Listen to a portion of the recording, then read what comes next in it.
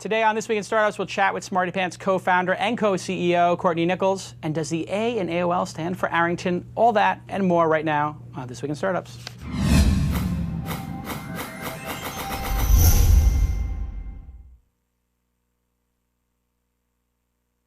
Spiked out, I could trip a referee. Tell by my attitude that I'm most definitely from.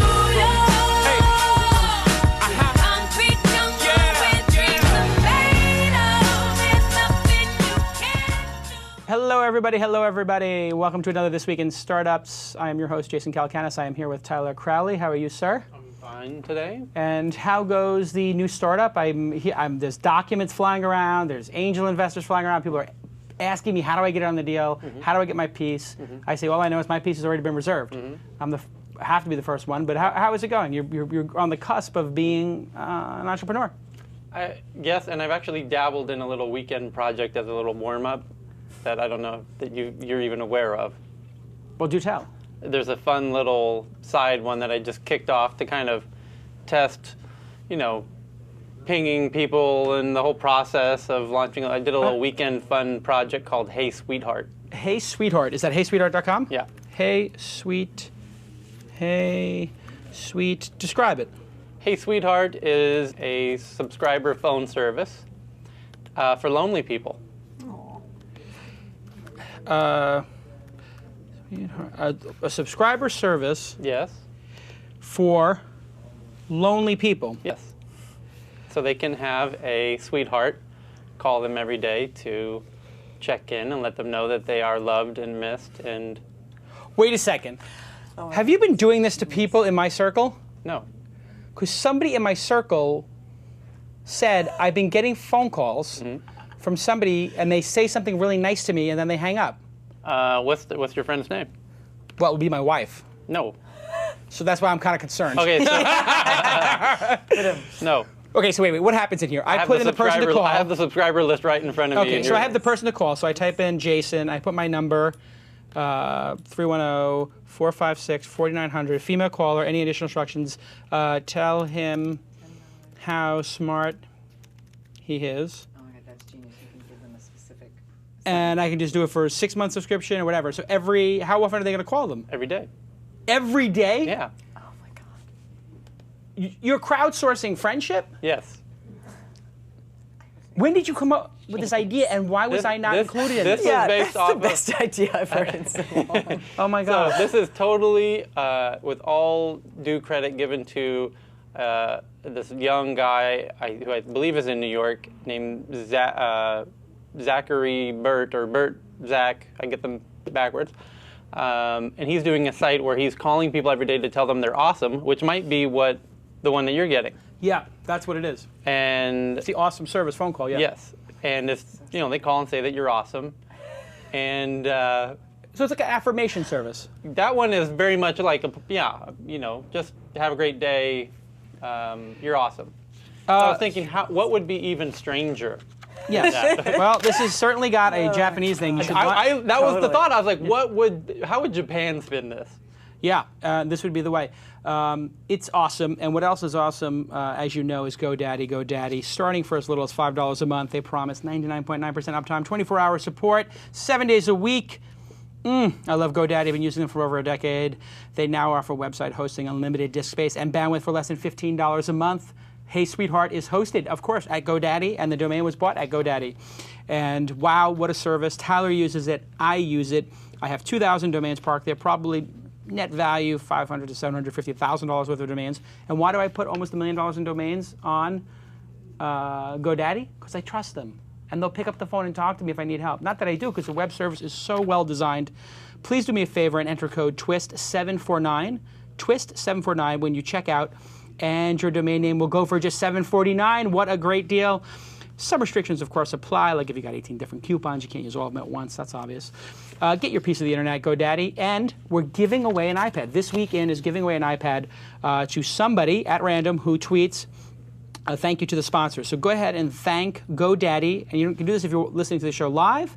You can do it if you're listening to the show on your iPod. Just take a moment and thank at GoDaddy for sponsoring independent media. Put #twist at the end.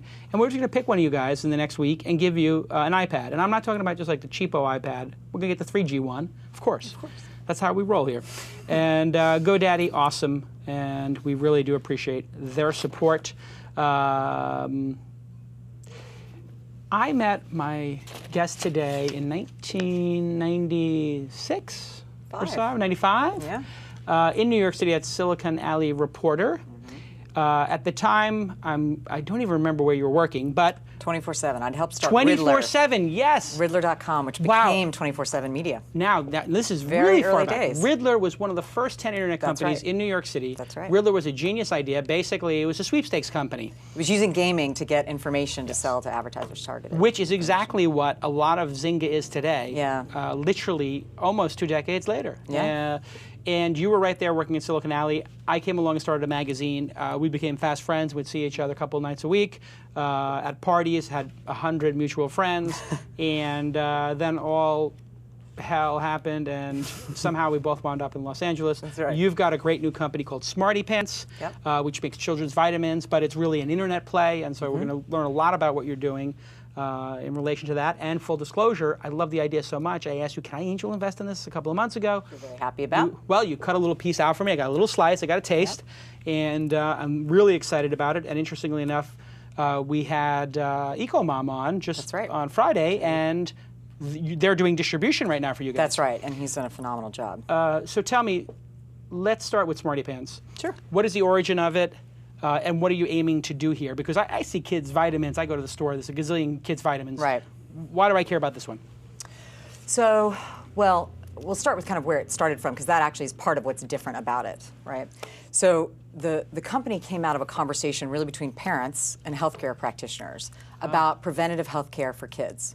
The reality is, if you go in, like you said, you go to Whole Foods, you see a bunch of kids' vitamins, but they were all started by vitamin companies adding a vitamin for kids, which is very different than starting a company from the ground up around trying to solve this issue. That really is, you know this, right? Yeah. You're a new parent. The amount of information the amount of shoulds that get thrown at you, right? Oh, make sure there's no plastic in this thing. Make sure that they're eating 100% organic heirloom tomatoes. Make sure there's no. The list is very long, and we all want to do the right thing for our kids, but there's also the reality. You cannot force feed kids, right? So we absolutely agree that you should always get as many nutrients as you can from fruits and vegetables, that it should be organic. But there are two realities. One is that the soil itself isn't what it used to be. And two, that you really, as hard as you try, you can't make kids get what they need. And some of those things like vitamin D, you can only get from the sun. You don't get from food. Not in the quantities that you really need it. So the idea was, could we create a company that tried to solve this real problem for parents, right? We're not going to create a problem. We want to try to solve a problem that already exists. And do it in a way that's different from what's already out there. So really communicate to parents the story and make a bigger brand to really be the vitamin water of the vitamin business, right? So vitamin water, really branded water, and turned it into something bigger than just water. And that's our goal with vitamins, because no one's really telling the story about brain health, about what vitamins really mean to your kid in terms of their future and their development. And that's a lot really of where it this came is out. very new. I mean, when we first had conversations about it, and I do a lot of due diligence when I'm going to invest in something, you talked about this issue like, hey, the soil isn't as nutrient rich, even the organic stuff isn't as dense in terms of the vitamins. So even if you think you're feeding your kid healthy, and you may be, and you may be 100% following all healthy, the rules, following all the rules, they still may come up short. That's right. And then there's tons and tons of research that's coming out, and I started looking at the Stanford research and some of the stuff you guys sent me, and wow, like a lot of these things, like the DHA and a lot of stuff. This is massively important for developing brains. That's right. And adults, it's important, but for kids, uber important. And so starting a brand from the bottom up does what for you guys exactly? Does it help you connect with the audience better? Does it, because it seems like the incumbents would have some advantage. So what is your advantage? Well, and it takes you to what's special, right, about the brand. So one is we do have a story, which is a lot of the brands don't have, i.e. we're made from the ground up to address this problem. And so what goes into our product, we don't have any of the fake stuff. We have the good stuff. But here's what's different. So from a product standpoint, it's all in one. So if you go to the store shelves right now and you want to get the DHA and you want to get 100% of the vitamin D recommended, and you want a multivitamin, you have to buy 3 products. This is the first all-in-one product, so that saves money and time for people. So from that perspective, it's different. From a distribution standpoint, going online makes it more about not just the product, but the story and the information around brain health. So online, we can communicate and provide tools to parents around nutrient guides. Here are recipes that are brain friendly. We can we create more of a relationship with the consumer than the big guys do, and they're not interested in doing that. And so, as much as you guys are as much as you're a product company, you are a content company and a community company, or no? I mean, because when you look at the website. The website has a lot of content, but I think you've got to own what you are, because I think if you try to do both, you end up not doing either one extremely well. So first and foremost, we have to be a product company. We have to take pride in the product, but that doesn't mean that you don't want to contextualize the product. And that's what's different, because the vitamin companies aren't doing that. And parents care about this. This is a real issue. You'll start hearing Oprah talked about brain health is going to become the next sort of area of conversation for kids and development. And that's also why what's different about us is we have this matching program. So for every bottle that we sell, we donate a bottle through Vitamin Angels to a child in need. We make a matching nutrient grant to a child in need. So our commitment is we want to help 1 million children in 5 years. We're going to help not only our customers, but other kids and families around the world. And mothers really resonate with that message. Yeah, and that's, so that's something what's different. People seem to be now with so many products in the market having parity. I'm not saying these are as good as the other ones. I'm sure people will argue, but when you start to get to sort of, they're vitamins and these are vitamins. If one of them is doing something socially conscious, I've seen some statistics that came out of Cone. Women are 80 or 90% more loyal to the brands that have some cause affiliation, whether it's Tom's Shoes Amazing. or That's right. It's unbelievable. I mean, yeah, and it's the difference between adding it on versus it being a part of the brand from the beginning. Right. So there are lots of people who add a little logo and and say, hey, we donate X amount, but the one for one and sort of making that a part of our mission from the ground up is a very different thing.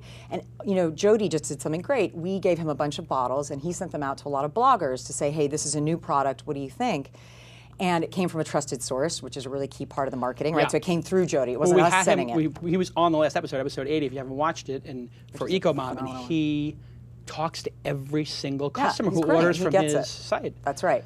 But so we have now gotten so much feedback over the last 2 weeks from bloggers, and they all say the same thing. We've gotten amazing reviews. We're thrilled with the response, and they all point out 3 things: the all-in-one saves you time and money, the Get Health, Give Health, which is sort of how we've branded the matching program, and the story of the company sort of being focused on this issue. And so clearly it's resonating. Like now we're getting the evidence that this is what we really need to focus on, is the vision, because that is what connects on an emotional level, and that's why you're seeing that social marketing, those cause marketing statistics that you see. So those 3 things are the things that are resonating. The bloggers have confirmed that for you. That's right. What role do the bloggers play now? I mean, people talk about this mommy bloggers phenomenon, and I've had so many people tell me, like, since people associate me with blogging, like, oh, how do I get 100 bloggers to do something, And I'm like, I have no idea. I mean, I had 500 working for me, but I don't know how to get them to do something. These are very independent, critical thinkers. But this mommy blogger movement has become like it's almost like a swing vote on brands. Yeah. How do you connect with these people, and how important are they? Well, I think they're important, but it's actually a really interesting area because it's in transformation right now.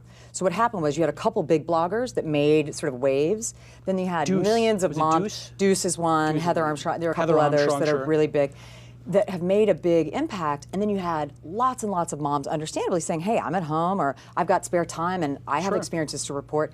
But they don't quite know what to do with it. And then you had a backlash from brands, because some of the mommy bloggers, and this is not true of a lot of them, were saying, hey, send me stuff and maybe I'll review it, maybe I won't. So I think there was a settling out of kind of how things would go. And the real mom bloggers who truly are interested in reviewing products have a lot of integrity. We found them to be incredibly honest, which we love. Like they'll say what they don't like about it. And then we get to be in conversation with them. So they're important, but I think there's a difference between being able to say I love something and actually knowing how to sell it. And their job isn't to sell it, their job is to review it. And it is slightly different. And I think we had an illusion when we started, like, oh, the bloggers will sell lots of, there's a OpenSky. I don't know if you've looked at OpenSky. It's a fascinating business. OpenSky is very interesting. And John, the CEO, is a super smart guy. Explain what it is. So OpenSky is basically a marketplace where they bring what they call sellers and suppliers together.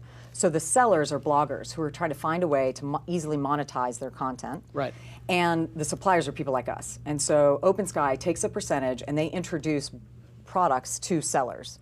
So you do it by content. So I'll enter moms or kids products, and it'll pull up a list of bloggers that I can send my product to and say, hey, if you're interested, you could sell this on your OpenSky store.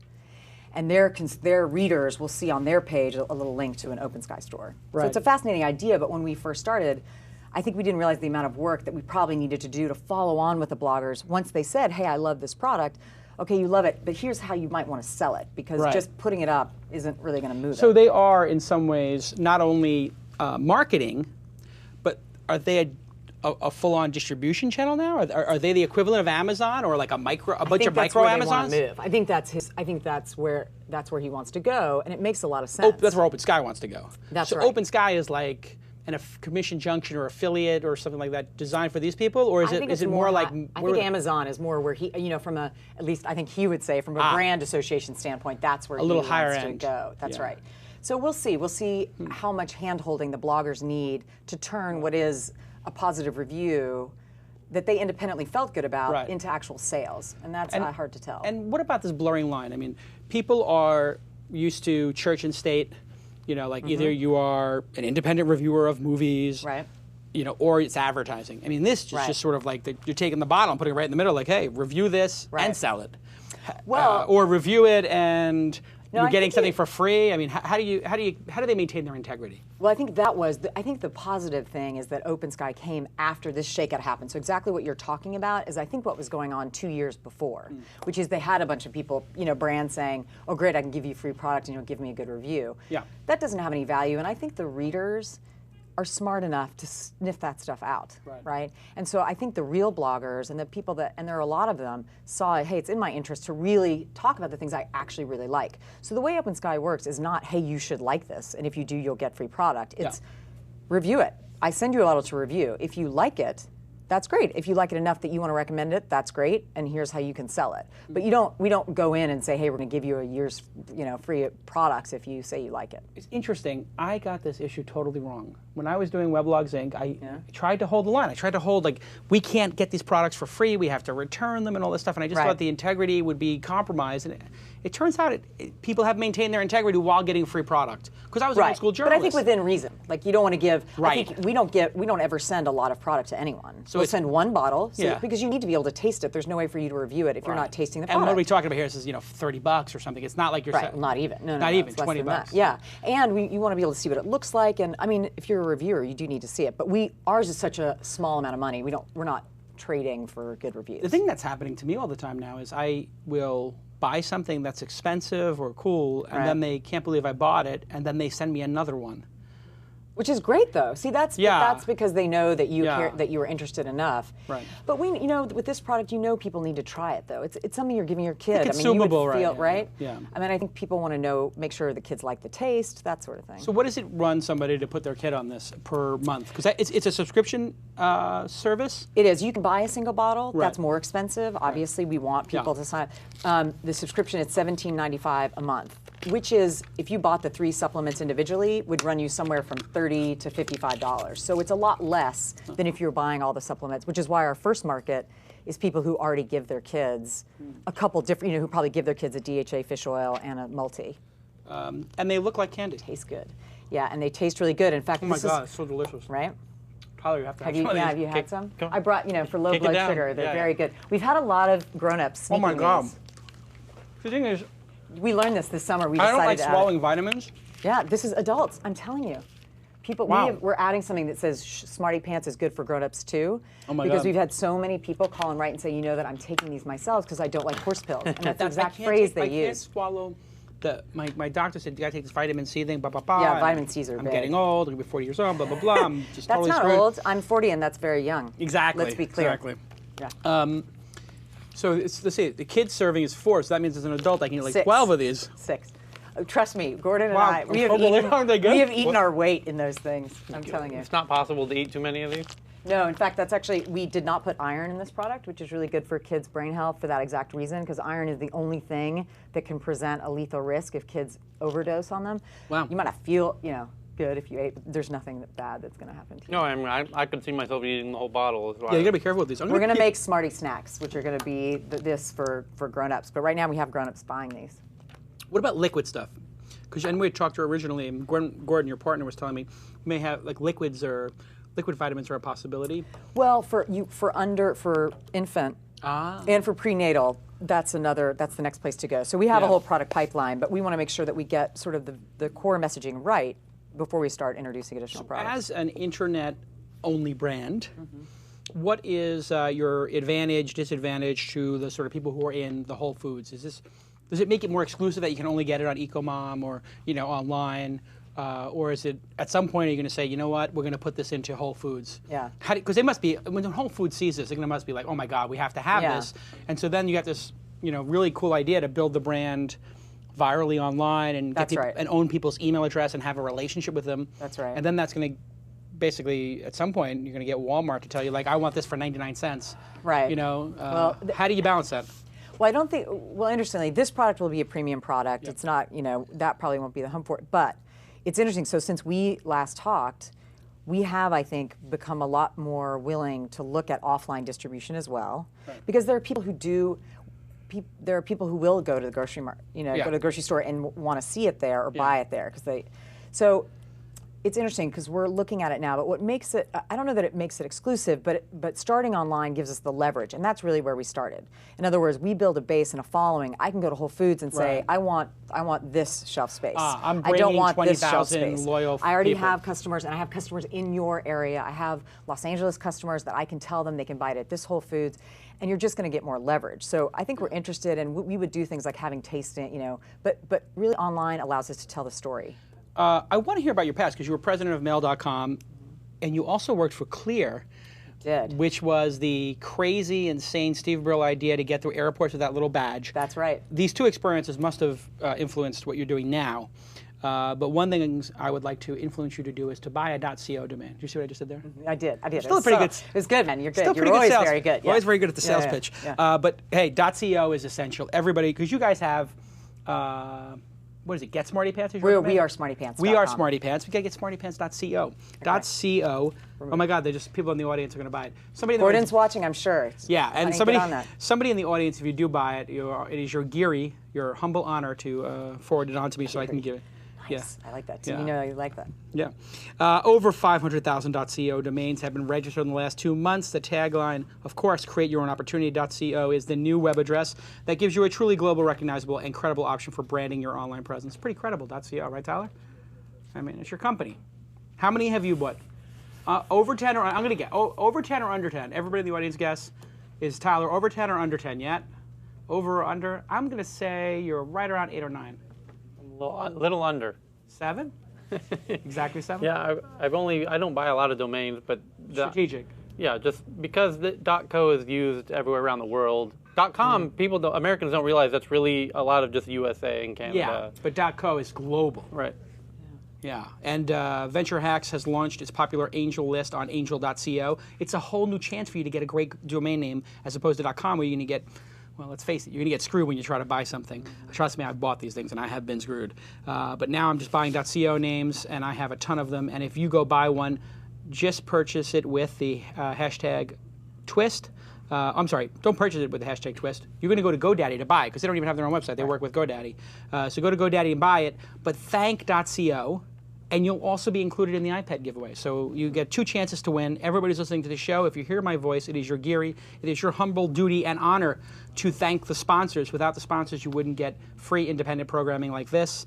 And boy, it's not cheap to do this. If you could see this studio and the amount of cheddar I have spent here, it's a lot of grilled cheese sandwiches, like 50,000 of them. And we couldn't do it without the undying support of .co. They've been a great, great advertiser, and I'm working with them, with the CEO personally, on a couple of the big. I got a couple of the big domains that I may be developing with them. That was one of the best sponsor acknowledgments I think I've ever heard. Thank you. Yeah. I really appreciate the sponsors. I mean, it's great when you can do something like this with a staff of 12 people it takes to run this operation, and we do it consistently, twice a week. Yeah. It's and for over a year now, 81 episodes in. I mean, people tell me this is the show where they learn how to be an entrepreneur. I mean, and every week I learn how to be a better entrepreneur. And you get to hear the stories. It's such a fantastic thing. I love it. As I tell people, I got my MBA by doing Silicon Valley Reporter because I got to hang around so many smart people and hear them tell me where the future was going. Tell me about the early days of the internet in New York. Tell people what it was like. First of all, just like, We slept in bunk beds. We never left the office. Our first investor, I remember, was Cy Newhouse, and he would meet at 5. He wanted to always meet at 5:30 in the morning. Ouch. And so we would sleep in bunk beds. At Riddler, we literally slept in bunk beds in our office, and we just never left. That's what it was like. and you were 25 years old at this time. I was 22. 22. We're all out of 23. school. Yeah. And boy, we had the time of our lives. It was an incredible So moment, fun. right? It was amazing, and there's so many of those guys. You know, Nick Butterworth, there's so many of them still around Doing that stuff. we get to see. Yeah, it's phenomenal. Michael Diamond, actually, interestingly, doing skip hop. Isn't that incredible, cool? We talk all the time. He's given us great advice, and skip hop is great. How is it different to run a Product. Yeah, like there's actually something physically here. It's not digital. It's fun, versus doing these other things that are so digital. I mean, what's the difference? Well, you know, I kind of transitioned from, because Mail was a media play, so was CNET, so was Riddler 24/7. But Clear started to move into the area of seeing your customer. So that's where I got hooked, honestly. For me, it's so cool to combine kind of the learning and what I love about the community of internet startup and the people involved. Sure. With something real, because not that the internet's not real, but when you hand it to someone or you see someone there's just, it's hard to. This is I think what there's I'm a very doing. visceral, I think there's a very human, sort of visceral quality about connecting in that way, and you see someone eat it and they're like, wow, that's amazing. And you Delicious. I don't know, it's just, it moves me in a way that just air doesn't. And it's also kind of like if you have 10,000 people come to your website that day, you would never know because you feel just as lonely because you didn't get to meet them or anything like that. But when you had one of these to somebody who's going to test phenomenal. it, Yeah. I mean, wow, it becomes like a completely real experience. Connection, yeah. So Clear, if people who don't remember, Yes. was started by Steve Brill, who had That's started the what was the legal channel called? Well, Court TV. Court TV. He got the cameras in courtrooms. He got the cameras in courtrooms. Obviously, Brilliant guy. Brilliant guy. He has a brilliant idea. Post 9/11, I believe. He wrote a book just after 9/11 called After, that was studying kind of what happened with the security and the creation of TSA, and as he was writing the book, saw the disaster that was looming that would become our security process after 9/11. Right. And he had an idea, and he wrote a Newsweek article about it and said, if no one starts this company, I'm going to. Wow. And I met him because we were working. So gangster. Yeah, he is. I have to say, Steve is one of the most incredibly driven people who always has these ideas that no one in their right mind would ever undertake. Right. And yet he does manage to get them off the ground, and that is his defining, attribution that I learned a lot from, which is everyone Quixotic. said no. Yeah, and he's just, anyway. He's a bulldog. He is a bulldog. I mean, I met the man. unquestionably, yeah.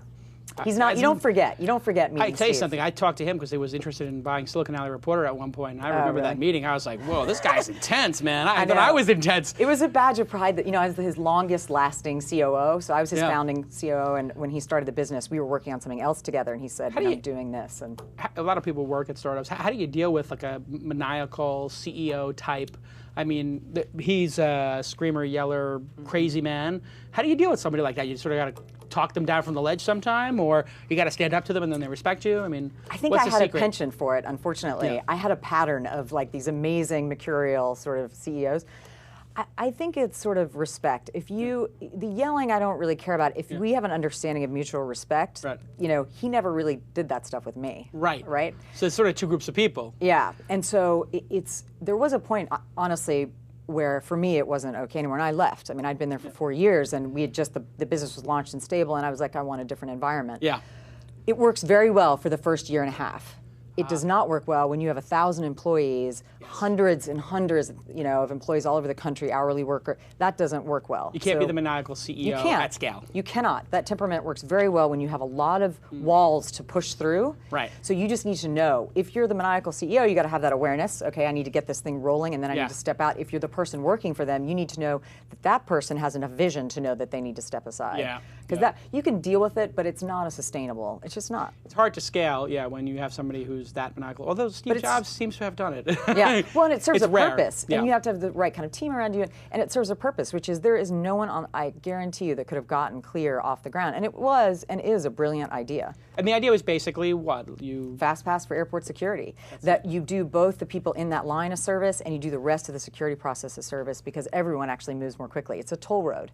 Right. So if I take all the people who know how to do do this and have pre-qualified to this line, we actually we processed more passengers than were processed before. Yeah, and those you don't people use pay $100 a year. That's right, and it pays for itself, and we're not using taxpayer dollars. Right. See, I was totally going to sign up there's for an it, and then I was going to sign up for it, and then it sort of shut down, and it wasn't at LAX, so it was always like. It was about to be. That was a classic. That was unfortunately got tanked by some investors that. That was one of the more frustrating things I've ever seen. If it was at LAX, I absolutely would have done. Tyler, you have an insight. I always thought that I would love that service. A lot of that for the customer is the sort of ego of it. Like, look, I don't have to wait in line. I think they'll pay for that. Like, they get a good feel. Besides the convenience factor of spending less time, they get that, like, I'm special feeling, like Starbucks experience, whatever. But to kind of take that one more level would be if there was a special guy at the curb when you pulled up at that gate and you didn't do a damn thing. You just get out of the car and they like. But that's overhead. So the problem with all those things more, is but I think bodies cost more than anything else, which is really the problem with that. Right. But it's a genius business. It's actually been relaunched. It was bought. Yeah, what's going on? It's been relaunched. It got bought, which is fantastic by a great group out on the West Coast, and it was always a great business. It unfortunately, basically, a team of investors on the follow-on round bailed at the wrong time. They were 4 months from profitability. They decided to cut costs instead. Half the board resigned and said, if you do this, you'll run the company into the ground. It's exactly what they did. They brought in consultants, tried to run the business, and you cannot run a business like that way. With consultants, no. Ran it into the ground, and then of course it got bought, and now they've relaunched and they're honoring all the old customers, which I love. Great. But it taught me about customer service. It definitely, we had 99%. We had a 99% renewal rate, and we had doubled our prices every year. Wow. And it was because people. So when it started, it was like $50 or something? Felt that, well, it was $100, and then it became $200, and then $300. People really felt the connection to it, and it meant something to them. We would get these letters, hey, I get to spend an hour more in the morning with my kids now because I know it's like the old days. I don't have to go to the airport 3 hours in advance. Right. And so I became addicted to that communication, and Steve and I called customers every day. Every day, and that, like Jody, that's why we love Jody. We met Jody from Ecomom, and we were like, this guy gets it. The customer service, that is how you build a brand. Yeah. How's it changed, though, with the social media stuff? Because now you've got everybody talking, everybody's got a platform. I mean, has anybody written like, my God, these are too sweet, or you know, I don't like this ingredient, you guys suck. For sure. And so how do you deal with that? You engage, you not engage, you engage aggressively, you engage with kid gloves. Is there a best practice you're developing yet? It'll be interesting to see how this scales, right? So right now it's easy because it's smaller numbers, so we engage. We always engage. Gordon and I, and we have a marketing person as well who always communicates with people who are posting. And I think that feedback is great. It doesn't have to be negative just because it's not what we want to hear. It can be, oh, this is information. We should be in front of that. We had people communicate about the dusting. Oh, is there a lot of sugar in that product? We hadn't thought about that because we knew it was really low in sugar. It only has 5 grams per serving. But we wouldn't have known that unless we started hearing from moms, you know, I'm worried there's sugar. Oh, well, now we put it on the front of everything. Only 5 grams of sugar. I see. Right. Because they see it looks like gumdrops coated in sugar, so that dusting. So kids love it, but it tastes so good so that that's people not are all almost worried. Worried. Probably, or. Well, it's only 5 grams. It's only it's a very small amount of sugar. So, but the dusting must also be for the look and as well, so they don't stick together. And it keeps it from sticking together into their fingers too. See, that's an interesting one. So, something product improvement that you would have never have thought about from a product concern that you didn't have comes exactly, and then you change because you listen. You know? I mean, that's really is what it's about, huh? You have to be unafraid of bad news. You have to be. It's okay. Not everyone's going to love this. And listen, you know, this is our baby. It launches, and someone said, "Oh, my kids didn't like the taste." We're like, "How is that possible? Every child loves these vitamins." What is this? Is this kid like a Poindexter who's like never been let out of the house? This is probably a kid who's not allowed to eat anything that's not a green vegetable or something. No, I mean it happens. It's fine. Wait, a child did not like the taste of this? Listen, almost every child has gone crazy for these, but you have to be. You can't. You have to just be open to hear people's feedback because they're gonna. That again, you might come up with a different product and they love it because the way you responded to them was so open that they love the brand, irrespective of the taste, you know, or irrespective. Now, every kid loves these. It's true, like kids go crazy for the taste, but you just have to be open to hearing that stuff. I think the social media thing is genius, but you've got to be open to it. You got to hear it. You can't be. You don't get to pick and choose. You don't get to say we're only going to listen to the great stuff and ignore all the bad stuff. Product was a little late in launching. Yes. As an investor, I notice these things sometimes. Yeah, hey, bring it on. So, no, I don't. I've been late on a couple of deadlines myself. And a lot of great products, people come late. What were the things that held you up? What were the things as an entrepreneur that took longer than you thought? And why did it happen?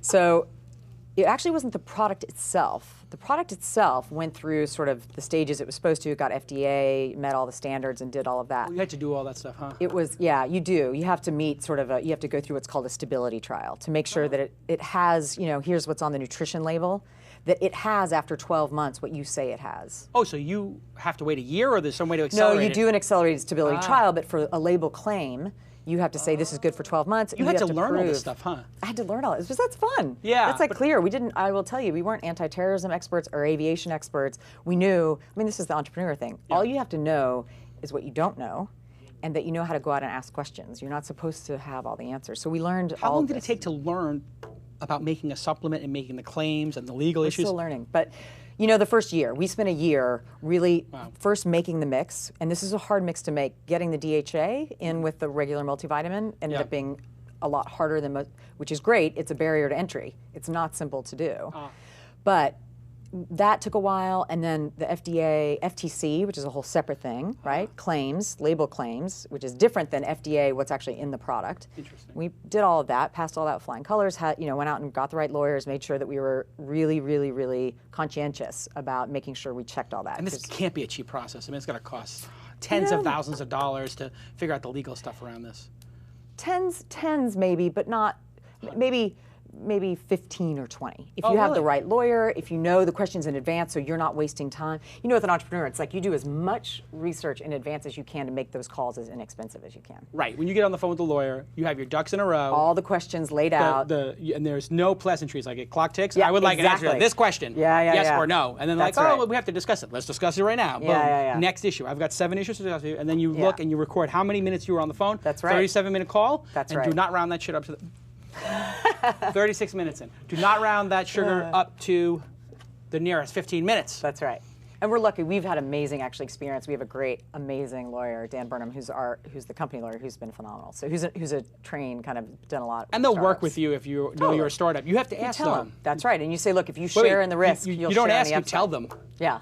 I like that style. I worked with Steve Brill, a lot of lawyers, Right. Guy started so Quick TV, you tell them this is how it's going to go down. This is how much we're going to spend. You got to cap it. You got to get a reasonable bill. And and in advance, you're going to tell me if you think there's an issue. But we're going to realize that this is what we're dealing with. And I think it works really, really well. We haven't had any legal bill surprises. We've had none of that. That's what you're trying to avoid, is a surprise. That's right. I had a surprise once with Joey, and it was like, Joey's our lawyer. Yeah. He's a sort of This Week in Startups lawyer, because he does all the work with the other startups here. But yeah, that we had done one contract, and then I had done one raise with him, and then as part of it there was an employment contract. I had assumed this was all part of the negotiated fee, and then there was like another 40% for that. Right. And I was like, dude, wait, I thought this was all one thing. Right. And he's like, well, no, an employment agreement is different than like a talent agreement is different than this. And I was like, oh, expensive lessons. What's the best you can do? And he's like, well, we did the work. And then I said, well, what's the best you can do? And he said, split the difference? I said, right answer. Hey, that's Boom. great. Yeah. You don't know. You can until always you ask for a ask. deal. You don't know until you Until you ask. But I actually didn't answer your question Yes. about using my bridging skills. See there? Yes. I like didn't. that. Yeah, thank you. The answer about the delay. The delay was actually technology. So, and this is so here you have 2 internet entrepreneurs who've launched brands and launched companies. We have a lot of experience publicly with technology. traded companies, in fact. Yeah, exactly. You were the president of Mail.com. I was. That's So, right. I mean, that company went public. That's right. You weren't president after it went public. You were pre. That's right. Yeah. So that was always, always an interesting How experience. old were you when you were the president of Mail? Were you 26 or 27 years old? No, 30. 30? I guess. I mean, that's I don't still know how many years incredible to be like, wow. It was an amazing experience. It's a big company, too. Public company. Not fun.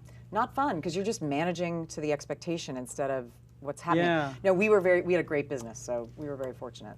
It was in a downtime, we did quite well. But anyway, so the delay was technology, which is that it was an assumption we should have made. Someone who was great at brand would also be good at technology. And it's sort of like, when you're a startup, you start to be in a hurry, right? Because you're thinking, I got to get out, I want to get out to the market, I want to see what people think. And you start missing the assumptions that when I cared less, it's sort of counterintuitive, I probably would have paid more attention to. So here's the deal. I'm so in love, I wanted to get out, I love this product. I'm hoping that something's true, which is that someone who's great at branding is also going to be great at technology. And usually those two things do not go together. Right, it's a left brain, right brain thing. So you trusted somebody, they were a little bit slower than they needed to be. Right, and they did a brilliant job on the branding. The technology wasn't there, and we found out at the 11th hour. And so we spent basically 60 days sort of riding that ship from a technology shopping cart, all that stuff. What does that do to planning in terms of budget and stuff like that? You had enough cushion, no big deal? Really fortunate. That was not a cash investment situation, so great. we preserved the cash. We have very low burn, so it actually didn't cost us much in terms of. This is like a 3-employee company or something to that effect. Yeah, well now we're 4. 4. But 2 of the no salaries. Gordon and I, and the 2 others are being paid mostly in equity. So great. It's a great low burn situation. I like that as an investor. And so, did a lot of training for design work, technical work. That's right. How do you negotiate that? If somebody says, "I'm going to do a $100,000 job for you in branding," right? How much equity do you give them? Do you give them like $2 for every dollar of this? I mean, how do you negotiate that? It's so hard. It's so hard because we did it so early, right? Now, with a startup, I think you have to give yourself some wiggle room. So what I would suggest is when it's that early, you have no idea how much work this person's going to do relative to that person. It's all so there's got to be some. And it's hard to even create a list of deliverables because you don't even know what you're going to need 6 months out. There's a massive give and take. Yeah. We went through a process of it being more of an open conversation, and then once we got to the real deliverables, that's when the equity, the fair trade was set up. So we actually ended up with a great deal. Yeah, and what are you talking? Low single points or half points or 5 points? What's the range? For the amount of work that they're doing, you're talking about between 1% to 5%. Because this is when you have this is the very early. This is before we'd even raised day funding. 0. Yeah. This is like we haven't raised. We're not getting them a dime. It's a big act of faith on their part. Right. Right. Because they're not. We haven't raised money. We haven't done anything. So. Yeah. So what's next? What's the transformative thing that you guys need to do to get to that next level? If there's something that keeps you up at night, or you said, if you could wave that proverbial magic wand, and one problem is solved. What problem do you solve? You get one wish, boom! I can fix this distribution thing. I can fix this product thing. Pricing, whatever. Well, what's the one thing you think would just unleash the business and get it to scale? The most effective way to communicate the vision. So I know the audience, but the email, the landing page, that combination that will sort of hit the switch for that audience. That's the learning we're in right now. We just actually launched with Trada. Oh, really? Yes, 2 days ago. Phenomenal. You found out about it from the show, or yeah? No? Oh my God, you're kidding. Yeah, and we really like them. Trada. I love Trada. Everybody loves Trada. Gordon loves Trada. That's awesome. So he was watching the show. He saw the Trada thing, and he said, "We got to buy SEM." Yes. And how have they done for you as a? Well, we just started. Just started. Okay. But I will say this: 1, at the beginning, phenomenal. 2, already, Gordon. The feedback today was that he's already starting to get some information. And it's just such a genius, right? The combining of those 2 things of SEM and this crowdsourcing. I mean, it's awesome. Did you use the twist code and get 10%? I don't think we did. Make sure he uses that twist code. You can use it retroactively. Yeah, nice. It's just amazing that like during the show, so one of the people watches, it's like a whole community. It's cool, Next right? thing you know, you're going to have a .co domain registered at GoDaddy. Let's do the news.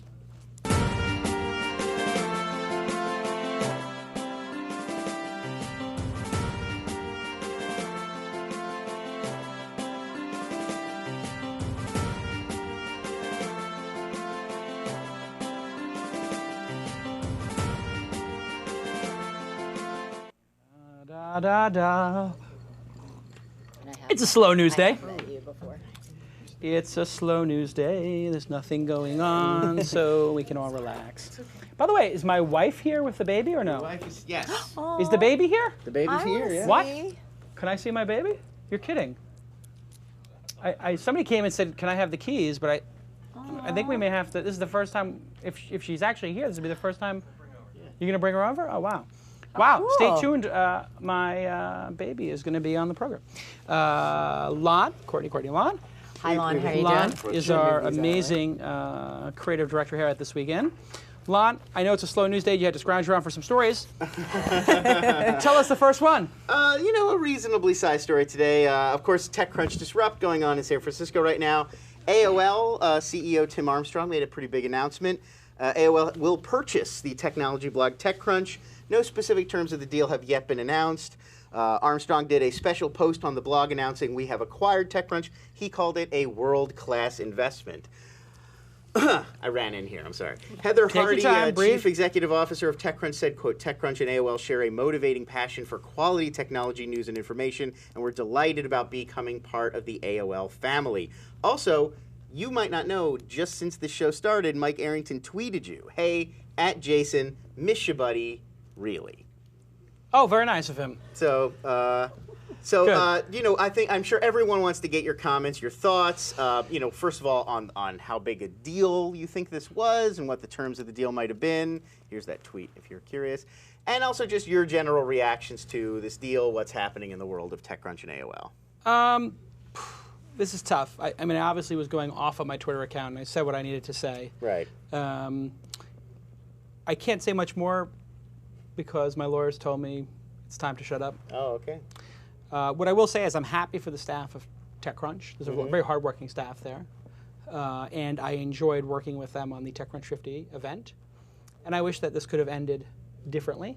Sure. That being said, I am going to be launching the launch conference, and some sort of editorial product will go with that.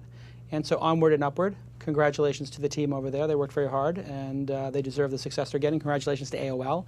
They've been great to the brands that I sold them, and I think it's a great company. So I am very happy for everybody except for myself because I did get shortchanged. But you know, these things have a way of working themselves out, and I don't think we've heard the end of it. Fair enough. Courtney, would you like to comment on my legal? Yeah, I think not. I think I'm smart enough to know when not to say anything. My lawyers were like, this morning my lawyers were like, no more tweets. I said, okay. So, moving on. Moving on, let's move on. So we'll stay on the topic generally of Mike Arrington. We'll move on a little. His allegations of possible collusion at a downtown San Francisco meeting of high-profile tech investors. It's come to be known as AngelGate, still hanging heavy over Silicon Valley. No, we don't have any concrete knowledge of exactly what was discussed at the meeting. Nobody's come forward with sort of notes from it yet. Yes. That did not stop Ron Conway from publicly slamming the participants, in particular Dave McClure. So some of the topics Arrington says were discussed, complaints about rising deal valuations, how the group maybe could act together to keep VCs out of deals, how the group could keep new angel investors from driving up valuations, and maybe even a wiki that all the members would be on where they would discuss all of these kinds of topics on an ongoing basis. So do you believe these claims, first of all, is my question, like that the actual illegal activity was going on? And is this even possible? I mean, could angels get together and fix valuations? The illegal allegations type of stuff is not true. Okay, Dave McClure runs the Open Angel Forum in Silicon Valley for us. He's a great guy, cares about startups. For some reason, he's getting thrown under the bus in all of this. At an Open Angel Forum up there with all the major players, we discussed things like the legal cost around starting a company and how we could collude to lower startups' legal costs. Right. Basically, as a united front, say to the lawyers, can we make this paperwork cheaper? We'll pay you to make cheaper paperwork so that when, you know, SmartyPants is raising around, there's a way to do it with just like this 5-page document that gets done for $2,000 as opposed to $10. So is that colluding or is it collaboration? Now, these angel investors would step on their mother's face and then kick their dog in order to get into the right deal, literally. Right. So if Zuckerberg comes along and, you know, Dave McClure and this person and that person want to collude to get in, they would go, oh yeah, let's all collude on this price. Then all three of them would leave and then offer double to Zuckerberg to screw the other guys. Right. This is a competitive business. It would be like colluding to have a tie score in baseball or, you know, the NBA. It's impossible. It makes no sense.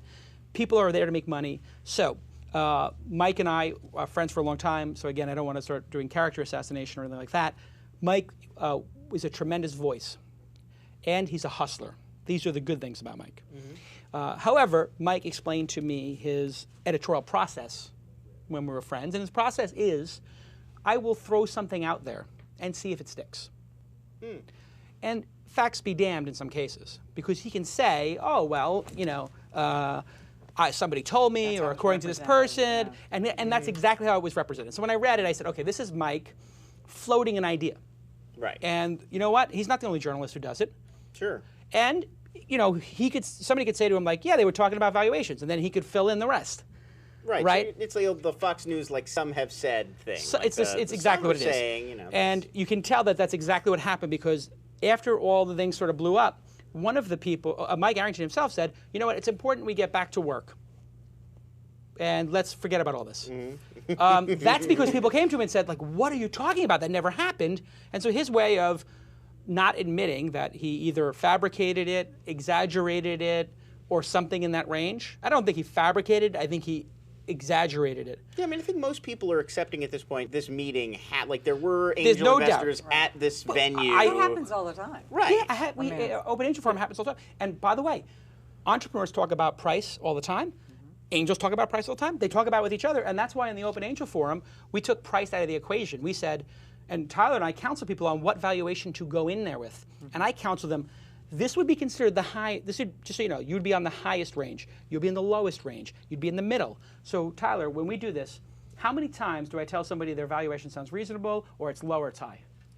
About 25% of them, maybe 20% of them come out a bit high. Some are just ridiculous. Like they just don't know. And you're they don't know. They literally just, I mean, they're so way out of whack. That and it's a tell that they don't know. It's like, look, you're going to look silly if you come in with that valuation. Like the guy who had the dance company. Oh my, $16 million valuation. With guy had he wanted to do for dance what Ticketmaster has done for concerts. So for dance performances, smaller market, he was going to have the ultimate destination for ballet and jazz. And it wasn't just ballet, it was all dance. You have to understand. Yeah. Well, you got to justify $16 million valuation. So he was raising, like $4 million on a thing. And he's like, yeah, it's going to be the ultimate pour. I was like, well, how much is the entire business worth if you sold every ticket single ticket to every and got 50% of it, would it even be $16 million? This is good news for SmartyPants. Absolutely. But so anyway, back to the point though, one of the angels wrote a post about here's what we covered at the event. Actually, Chris Sacca did. Yeah, and Chris, by the way, ultimate integrity. Yeah. I completely agree with that. I have my own personal backstory on that, but I completely agree with that.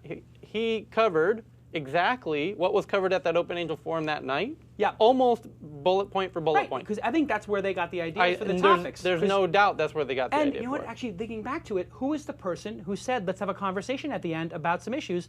Dave McClure. McClure and Clavier and... McClure and Clavier are leading the train, clearly. Yes. And they were but they would never collude. No, that is but such nonsense. The points that they were bringing to what you touched on initially were all very pro company. Yeah.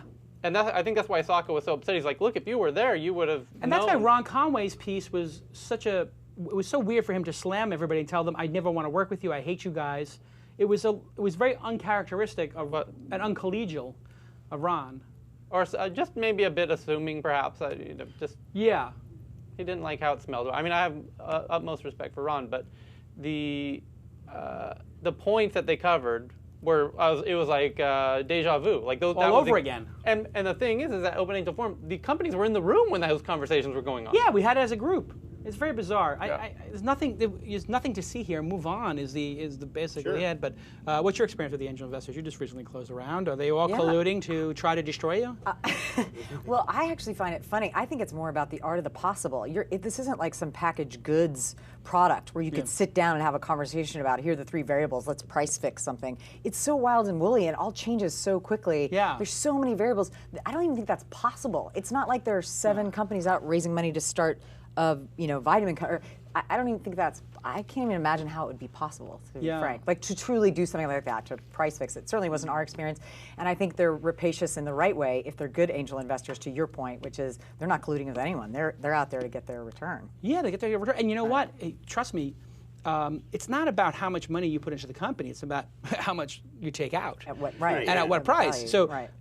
if there this whole thing like, oh my God, we have to block this person or block that person. That's not how anybody thinks that I know of. People call me all the time like, hey, I'm putting 100 into this, will you put 25 into this? Or I'm putting 250 in this. I'll step back for you. You can put 50 in. I mean, you want these other people involved. There is safety in numbers. If you guys have 10. And we want that too. Yeah, if you have 10 angel investors who are out there tweeting and sending, like this Christmas, I'm sending these as gifts. I'm going to buy like 100 bottles and send them to all my family. This is my gift for Christmas. If you get 10 angel investors like that buying 100 bottles each, you just moved 1,000 bottles to affluent people. I mean, it makes no sense. Yeah. And use your code, by the way, when you do that. Your SP Jason is still good. SP Jason is good. For 50% off and free shipping. Where at the site? At wearesmartypants.com. Everybody go to We Are Smarty Pants right now if you have any Gary honor, unlike my Gary. No. And what do you type in? SP Jason. SP Jason. capital J, lowercase a S-O-N. Okay, SP Jason. Okay. 50% off and free You should get in on those because they're delicious. They're the other so one's good. open. Yeah. I was going to try one, yeah. Okay, Knock is my daughter ready to make her debut? No. Is she here? She's in bring the her in? building. I saw her. London Athena's in the building. Let's do one more story. No. Oh, what are you talking about? My wife left? That is unbelievable. That's such a bummer. I just teased it. She, camera shy. Well, you guys get to meet her. She'll be 1 year old soon. Let's do another news story and then let's get out of here. Well, we can talk about TechCrunch Disrupt, or we can move on from the world of TechCrunch Is this overall. this week in Arrington? I mean, I know. are you guys? Is this like are you guys punking me? Are you trying to This tell is me? the news this Move week. on. No more right. Arrington. You know what it is? You know what it is? It's like Trader Joe's pancakes. Insights from Thailand. Cause Thailand That was is worth the full smaller one, than huh? you. Wow. Wow, that was worth Trader Joe's pancakes. Yes. That's what it's like. How Yes. so, Tyler? I asked. Well, it's sweet, but you know, it's not quite like it could have been much sweeter. Yeah. You know, it doesn't quite feel exactly right. Like you're. The generic brand might not be as good as the better.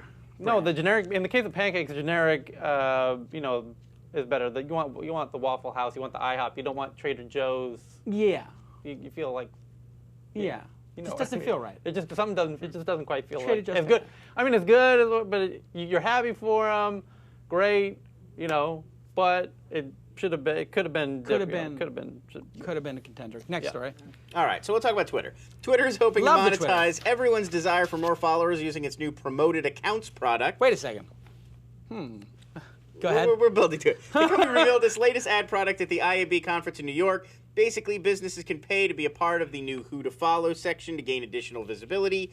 Promoted tweets are already going for almost $100,000, so there's obviously going to be some interest in promoted accounts, and there will be an algorithm, so it'll align promoted accounts to users based on who they're already following. So Mashable's example was, if you're following PETA, they won't recommend Tyson Foods to you, for example. So you had already talked about this. We talked about that. We can go back and find the show where you actually said No, I made an offer. you would pay money to Be on the suggested user list. Right, be on the exactly suggested this user list. idea. I offered them $250,000 for 2 years on the suggested user list. Right. I'd have 3 million followers, like Ashton Kutcher, 4 million. Yeah. So definitely saw this one. Do you remain as bullish on it to this day? Would you still make that deal? And so how much would you pay? Would you still 250 is the number? Yeah, I would probably be getting a bargain. It all depends on how many impressions you're going to get and how they're going to do this. They're not going to give one person access to everybody, and everybody has to follow that one person. Right. No, it's all algorithmic. Yes. So followers, real followers might be worth a quarter or 50 cents or something. Who knows? But it's going to be somewhere in that like cost per click range. And then how many can if you get for every 10 you get, if you keep 3. So if it was 33 cents each, and so whatever you maybe with the attrition, you get to $1. There's some formula that people will do, just like Google AdSense, and it's up to the marketers in an auction format to figure out what the best ROI is. And in some cases, they might be worth more. Before Christmas, in the fall, when people are trying to get followers, actually in the summer, well, actually I can think about this in a minute. In the spring, the movie companies are going to want the followers so that they can promote movies for the summer blockbusters. In the summer, the retailers are going to want people for back to school, and in the fall, people are going to want people for the Christmas holiday, the online retailers and stuff like that. So it will be seasonal, and you will have people like Amazon fighting it out to get followers around Christmas, and certainly Target and definitely. whatever, and you're definitely going to have like, what was the Expendables? We'll be like, oh my God, we have to be the top person. So it's brilliant, and Twitter is incredibly effective because they've really. See, unlike Facebook, where it's like, in the ghetto over here are some ads, and they just sort of rushed it and put it up there on the side, so people know not to look there. What Twitter did that was so well is they waited and waited and waited, and they let people build their authentic personalities. So there is an authentic JetBlue tweeter now. And so when that person comes to promote themselves, like, well, the JetBlue account's been going for 2 years. That person's got a personality. They understand how Twitter works. So you're promoting something of value. And so what they'll do is before a movie, they'll write into some star, like Arnold Schwarzenegger when he does Terminator 4 or whatever. They'll say, oh, I'm going to get $250,000 in promotion on Twitter for my personal account. And part of their package will be just like they get to go on. The nightly the Tonight Show. It'll be part of that. They'll say, well, we're going to spend $250 on, getting Arnold another 250,000 followers. And it's going to be like, the stars will be really psyched because they get to keep them after the movie. Yeah, why not? It's so brilliant. I mean, Twitter is impressing me more and more. The last release was so well done. And I thought that those guys were sort of product handicapped because they were so bogged down with keeping the service up and running that all of a sudden it was like, oh, we're not talking about Twitter being down. And then all of a sudden now we're talking about Twitter adding incredible features. And now we're talking about advertisers being in love with those features and those features being sold out at 6 figures each day and whatever. This company is going to be a very significant, worth tens of billions type of company with billions of dollars in revenue. It's absolutely clear. Everybody will have a Twitter handle. You know, just like everybody has a Facebook handle. Your thoughts? I just think it's certainly effective if you use it correctly. For people like us, you know, how it's the math that you just talked about, right? The CPA. We still have to see. I think marketers aren't quite as effective yet in turning Twitter followers into actual purchasers. So whether the math makes sense for us, it just remains to be seen. We just give a bottle of those away if people follow. Well, we do that for sure. That stuff we'll do. What is your Twitter account, SmartyPants? It's SmartyPants Kids. SmartyPants Kids. So everybody follow SmartyPants Kids, and if you do, you might get a free bottle. That's right. What's the? They were asking in the chat room. What's the age range that these are for? 3 and up. Okay. 3 and up. So it's okay that I. Adults, we have a lot. They're good for grown-ups. I'm going to keep them in the office. I'm going to give everybody a little cup of them. They taste like candy. And you get to take 6 a day, whereas kids only get to take 4 a day. So there you go. Tyler's eating about 40. Get your DHA. It's good for you. All right, last news story, and then we're going to get this show done in a record 1 hour and 5 minutes. All right, LinkedIn founder Reid Hoffman announced at TechCrunch that Disrupt that he will be forming a new $20 million seed fund at Greylock Partners, known as Greylock Discovery. The new fund will allow Greylock to move more quickly on early stage rounds. Any partner can trigger a deal for between $25K and $500,000 without bringing the other partners in first. The $20 million will be part of the VC firm's 13th overall fund, which they raised last fall, totaling $575 million. According to Reid, Greylock has already made 4 investments through the fund. He did not disclose which startups were funded. So how important is that nimbleness factor, I guess you'd call it, the ability of the VCs to make these kinds of early stage deals without bringing the other partners into play? It's critical. Yeah, that's genius. It's absolutely critical if you're going to compete in the angel space, because you have to move quick. And you also don't want to miss things. And I can tell you an insider story. When I was pitching Mahalo to Sequoia, everybody wanted to do it. One partner had concerns.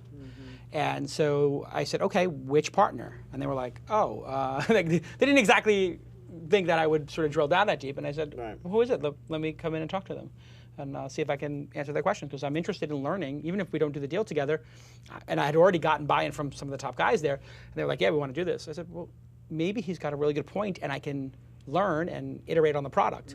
But that took 3 days, you know, and I had to. And he basically was concerned, like, well, and actually, it was really interesting concern. He said, can a person who is not a subject matter expert make a page that is compelling? And I said, sure, of course. You know, more compelling than a Google result or whatever. Yeah, of course. Tell me what you're interested in.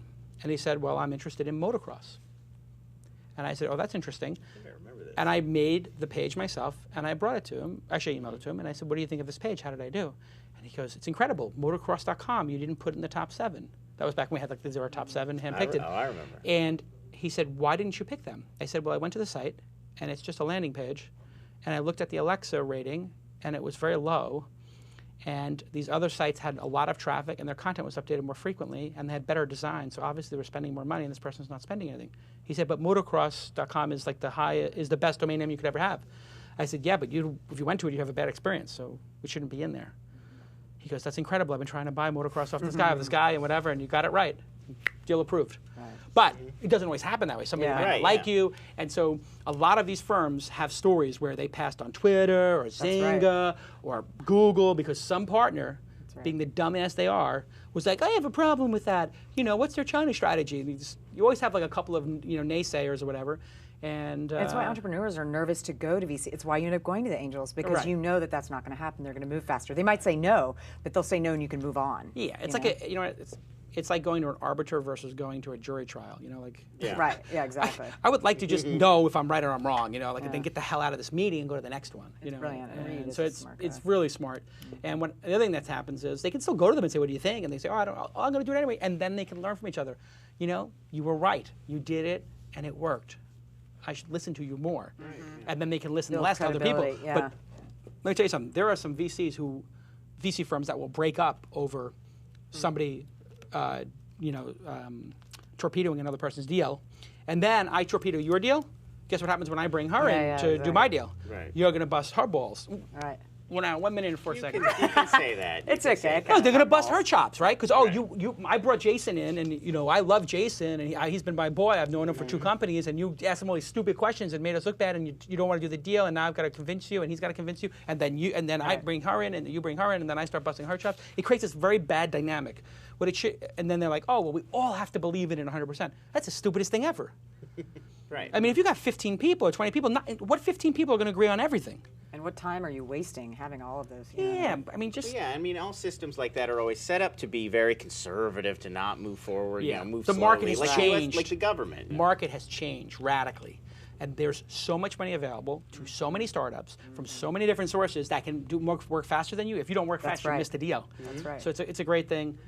This has been a great episode. Courtney, thank you for being on the program. Thank you so much for having me. The audience loved you, and they can find you at wearesmartypants.com. So Courtney at wearesmartypants.com if they want to email you directly. There you go. And where can they buy? What's the best place to buy? Should they go to? They can buy us at Ecomom. Okay. And they can buy us at wearesmartypants.com. Got it. And if you go to We Are Smarty Pants, use SP Jason. That's right. And you'll get 50% off. And free shipping. And free shipping. My God, you're losing money on this. Maybe a break even. What a great episode. Tyler, thank you for the insight. The audience is going crazy. Thanks to the crew. Another perfect episode. And what else is coming up today? Am I doing the Annie Duke? Oh. You are. You're Do doing people even know about the pilot? I think we've talked about it a little bit. I think you mentioned we were working with her on another we're working show. with Annie Duke on a pilot, and I'm going to be a guest on the pilot. You're going to be a guest on the pilot today. We're shooting that. We're shooting it. It won't air live.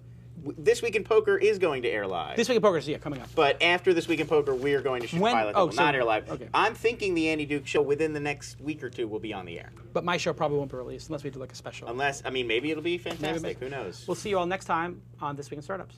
Spiked out, I could trip a referee. Tell by my attitude that I most definitely from